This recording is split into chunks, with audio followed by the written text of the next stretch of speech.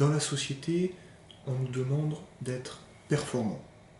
Nous cherchons à être efficaces, nous cherchons à être efficients.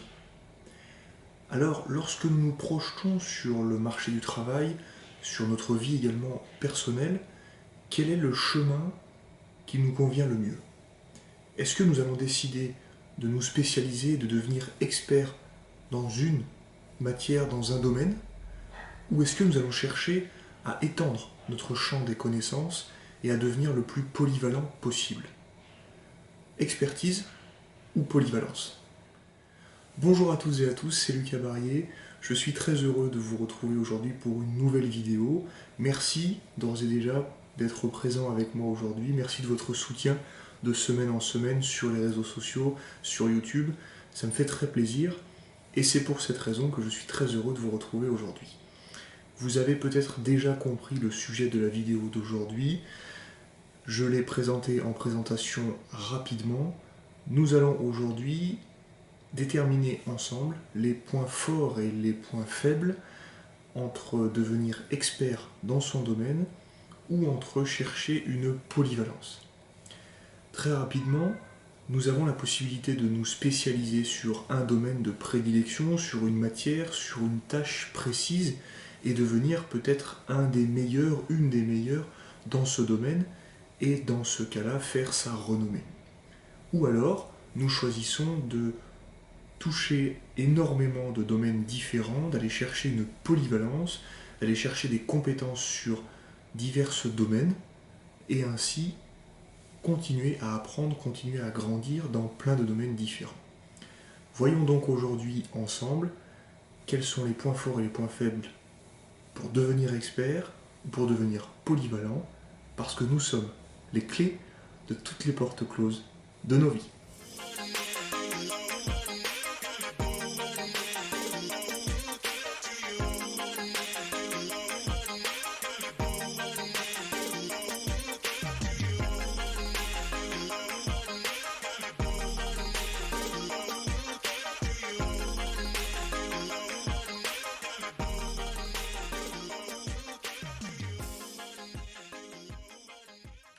Alors tout d'abord, commençons par devenir expert dans son domaine.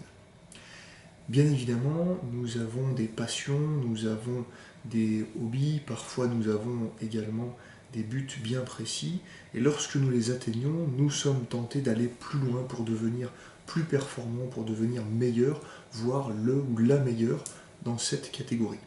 Que ce soit sur le plan personnel, le plan sportif peut-être éventuellement, mais également sur le plan professionnel. Lorsque nous nous lançons dans un projet personnel, dans une compétition sportive, nous souhaitons être le meilleur ou la meilleure. Et lorsque nous nous lançons dans une carrière professionnelle, nous voulons également briller par nos capacités et peut-être émerger de la foule et de la populace et devenir le meilleur dans notre domaine. C'est le gros point positif, effectivement, c'est réussir à s'extirper d'une masse, d'une populace avec des compétences, réussir à s'en extirper grâce à notre excellence, grâce à notre expertise. Donc c'est un gros point positif. Devenir expert, c'est faire sa renommée par sa qualité personnelle ou professionnelle. En revanche, un des points faibles qui peut très rapidement émerger, c'est le fait de ne pas connaître d'autres domaines ou d'être très limité dans d'autres domaines. Donc nous faisons notre renommée par notre excellence dans un domaine. En revanche, nous avons des lacunes à combler ou à assumer dans d'autres domaines. Pour étayer mes propos, prenons un exemple frappant, le sportif professionnel, tennisman professionnel, Rafael Nadal, qui a fait de son coup droit un élément essentiel de son jeu et qui en a fait un coup exceptionnel. Il a le meilleur coup droit du circuit aujourd'hui de tennis masculin. Et nous allons voir un petit peu plus loin dans la vidéo comment il a réussi à faire de cette excellence une force tout en comblant un petit peu ses lacunes à côté. Parce que de l'autre côté, nous avons celles et ceux qui vont préférer, au détriment de devenir excellents dans un domaine, de découvrir d'apprendre énormément de choses sur énormément de domaines divers et variés, et donc de rechercher cette polyvalence. Cette polyvalence qui est parfois demandée sur le plan professionnel, avec des postes qui deviennent multitâches, et qui vont nous demander de connaître un maximum de choses sur différents domaines. Le gros point positif de cette polyvalence, c'est que nous sommes adaptables, nous sommes modulables. Nous pouvons nous ajuster selon les situations, selon les demandes, selon les tâches et selon les missions. Sur le plan personnel, dans des discussions, dans des conversations, nous sommes à même de parler sans aller dans l'expertise, mais nous sommes à même de parler d'énormément de sujets. Et sur le plan professionnel, nous sommes également amenés à pouvoir répondre à énormément de besoins sur différentes missions.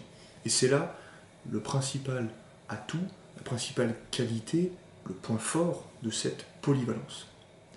Le point faible, en revanche, de cette polyvalence, c'est très simplement de survoler tous ces domaines.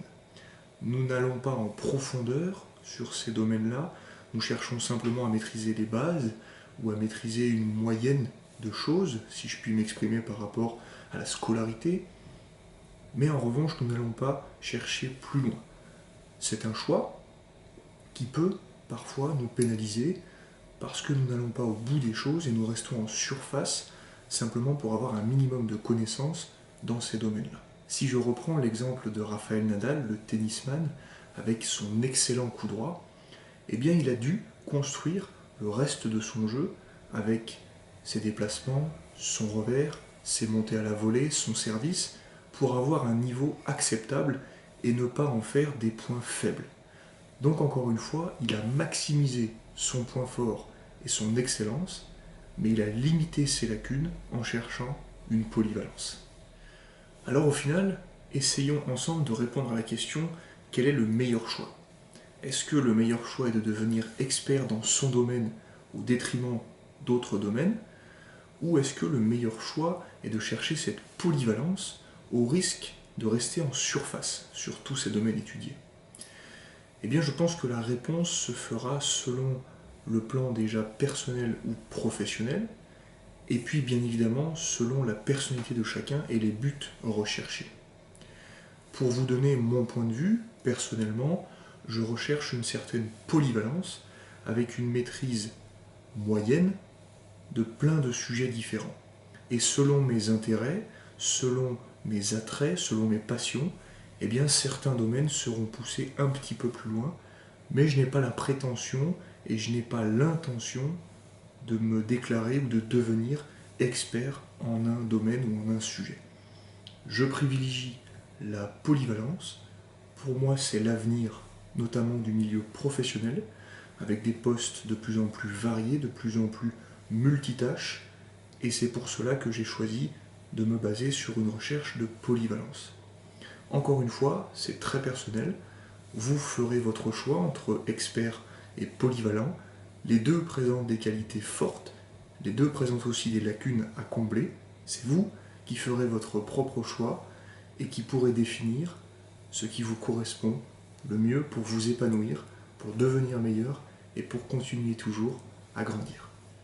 Pour étayer mes propos, comme j'aime le faire et comme j'en ai pris l'habitude, j'aimerais simplement vous livrer une citation qui peut s'apparenter à expert ou polyvalent, mais qui simplement nous rappelle la valeur et l'importance d'apprendre tout au long de notre vie, et nous apprenons sur nous, sur les autres et sur énormément de domaines au quotidien tout au long de notre vie jusqu'au dernier jour de notre vie.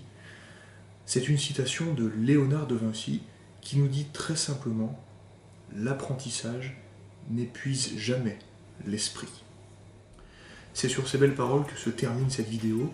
J'espère qu'elle vous aidera à faire ce choix entre devenir expert ou devenir polyvalent. Merci encore une fois de votre soutien. Je vous invite à liker cette vidéo, partager cette vidéo, mettre un commentaire, vous abonner à cette chaîne YouTube. Ça me donne beaucoup de force et je serai ravi de pouvoir discuter avec vous et échanger avec vous. Sur les réseaux sociaux également, Facebook et Instagram, vous avez maintenant l'habitude de m'y retrouver. Merci encore une fois de votre soutien, de votre fidélité. On se retrouve très vite. N'oublions pas qu'en 2021, soyons maîtres de notre destin, on reste motivé et on reste ensemble.